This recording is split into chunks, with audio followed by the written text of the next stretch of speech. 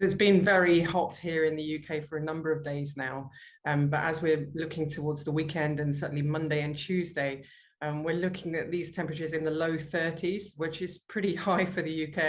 And there is still this possibility of, reaching up towards 40 degrees and breaking those records that we have here in the UK. And that's very frightening in a way that even some of the computer models are picking up these extremely high temperatures. And certainly even in the low 30s, we're going to see people really struggling in the heat and the infrastructure struggling.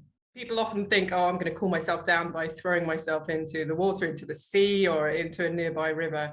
And that's, that's okay, but you've got to be very, very careful because there is this danger of cold shock, which, does kill people every year, and people do drown in these heat waves. So be very, very careful, enter the water very slowly, make sure you're with an experienced swimmer, and just be very, very cautious about chucking yourself into the water. It seems like a good idea, but it can kill.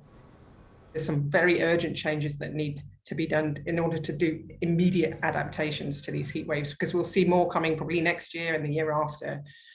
And this heat wave is an indication that climate change is here, and we are seeing these problems now, and they are going to get worse. We need to do something now.